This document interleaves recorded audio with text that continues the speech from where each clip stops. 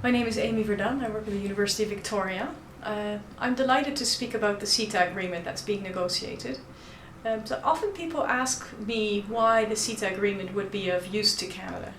And I always answer with the fact that Canada and the EU have been trying to collaborate more with each other for many years. They started off having an agreement in 1976, where Canada was one of the first countries with which the European Union at the time, European Community, had a trade agreement and was collaborating in a number of areas in education and economic affairs.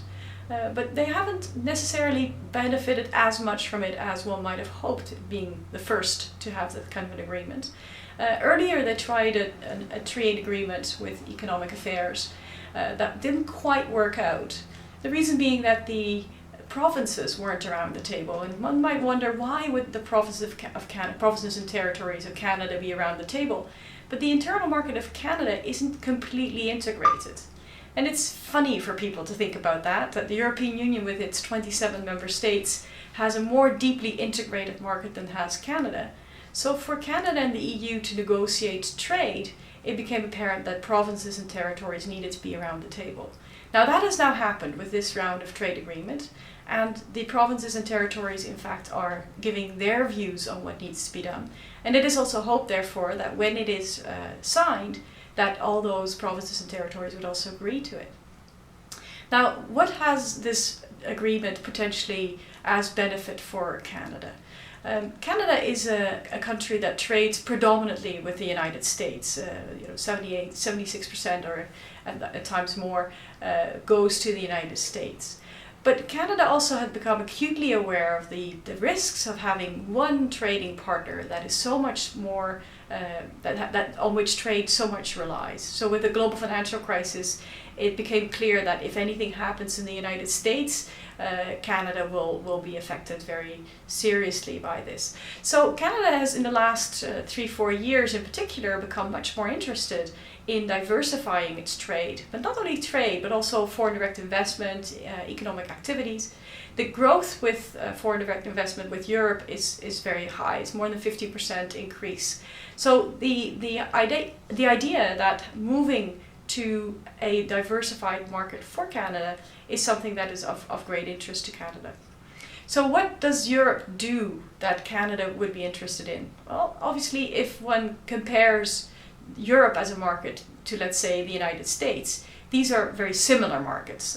They're about as the sort of the market for Canada is in the United States or Europe is of similar size. In fact, Europe is larger as a market. And it also is a very diversified, well-developed market. So kind of high quality goods, strong regulation, good governance. And so for Canadians to be able to invest in Europe, they have as a benefit that this is a market where they know when they invest that there won't be any governance issues or legal issues because of bad governance.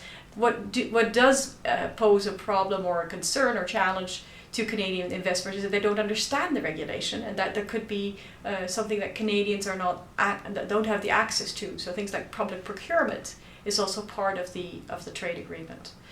So over the years, this free trade agreement, if it takes place, could very well benefit also Canada in a number of other ways.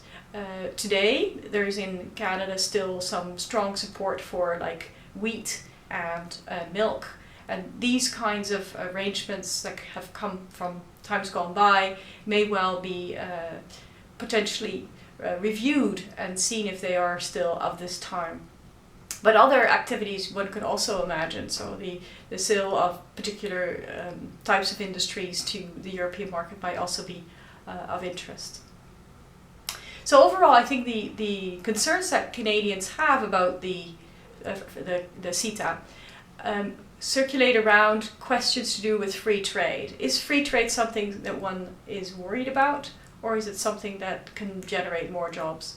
In the last month, the Canadian federal government has put some information on its website about how it calculates the advantages of CETA for Canada. It comes out with great numbers of maybe every citizen or every family will earn something like $1,000 more in their calculations. Of course, those are happy sort of calculations on the part of the government.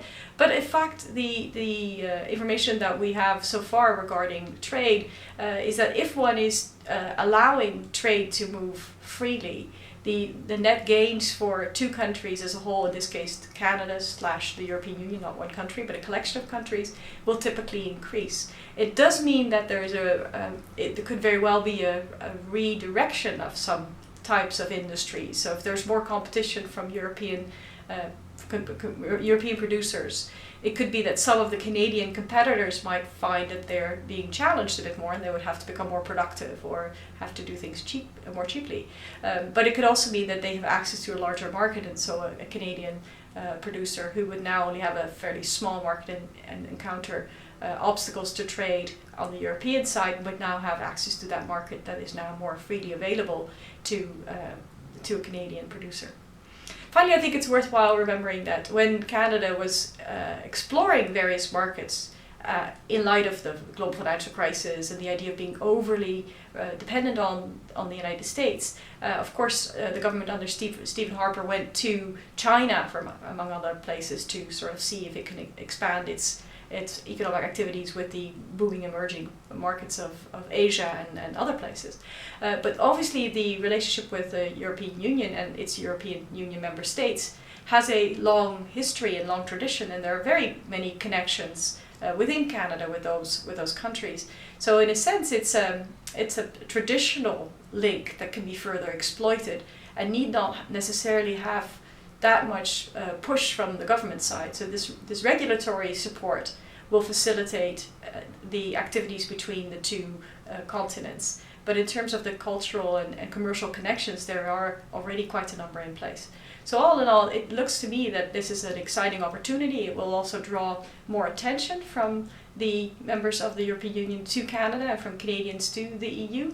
And also in light of, for example, collaboration in higher education, we might see that more and more students will be interested in exploring Canada. So overall, I think it will be an interesting period that we will be facing if this treaty is indeed signed off.